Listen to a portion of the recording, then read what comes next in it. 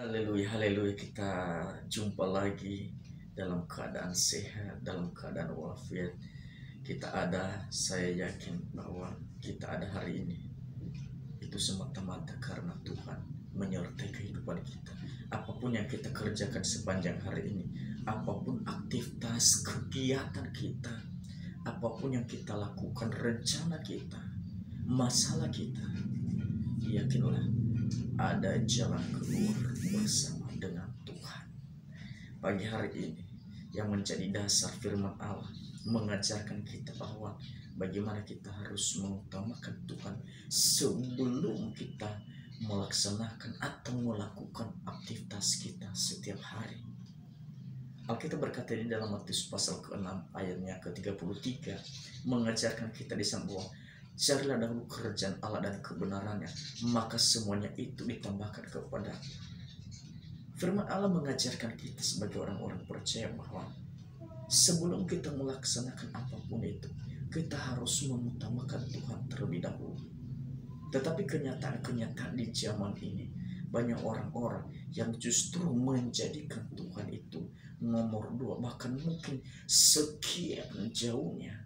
Mereka menjadikan hal yang paling utama dalam pekerjaan karena kesibukan mereka. Ini salah.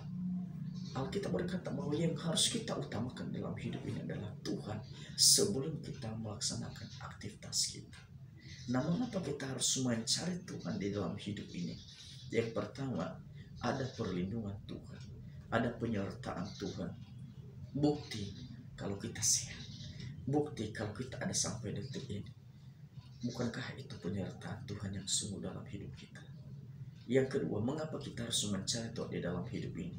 Karena kita sadar bahwa kita sebagai manusia tidak mampu menjalani hidup ini tanpa Tuhan.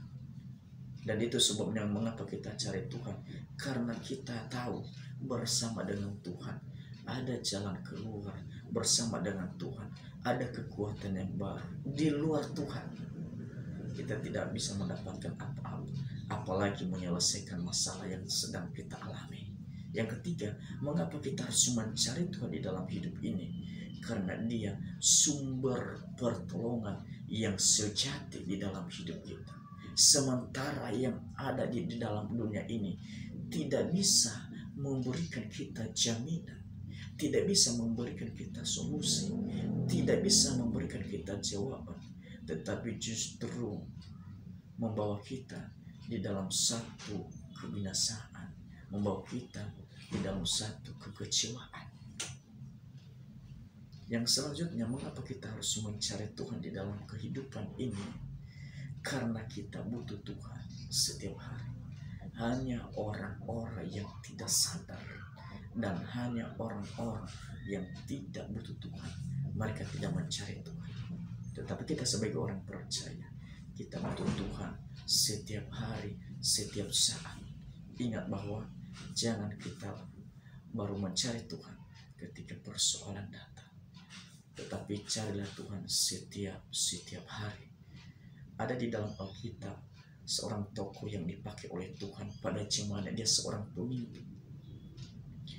Di dalam 2 Tawarikh pasal 26 ayat yang pertama selanjutnya, kita melihat bagaimana seorang raja Uzia dinobatkan menjadi raja menggantikan ayahnya pada saat itu memimpin bangsanya.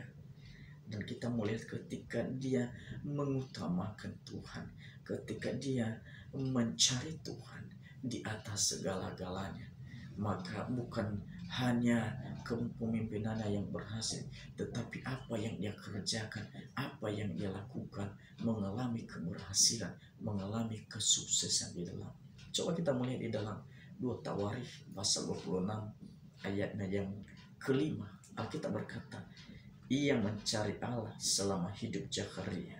Zakaria ini adalah seorang mentor yang terus membawa Raja Uzia ini untuk takut akan Allah. Lalu ia mengajarnya supaya takut akan Allah. Dan selama ia mencari Tuhan, Allah membuat segala usahanya berhasil. Ini satu contoh bahwa ketika dia mencari Tuhan, ketika dia menjadikan Tuhan hal yang paling utama di dalam hidupnya, Dan Alkitab jelas berkata, apa yang ia kerjakan mengalami satu keberhasilan di dalamnya. Mari Bapak Ibu, mari saudara-saudara yang diberkati oleh Tuhan, dimanapun kita berada, kita utamakan Tuhan di dalam hidup ini. Seperti Raja Uzia ini, di dalam kepemimpinannya dia mengalami satu keberhasilan. Bahkan kalau kita melihat di ayat-ayat selanjutnya, namanya tersohor, namanya terkenal. Kenapa? Dia kuat. Kenapa? Karena ada Tuhan di dalamnya. Ada Tuhan bersama dengan dia. Kenapa Tuhan ada bersama dia? Karena dia mengutamakan Tuhan di dalam segala aspek, di dalam segala hal yang dia kerjakan. Satu kesimpulan, mencari Tuhan adalah sebuah keputusan penting bagi kita orang percaya. Mari, di tengah-tengah kesibukanmu, di tengah-tengah pekerjaanmu, luangkanlah waktumu, luangkanlah kesempatan untuk mencari Tuhan.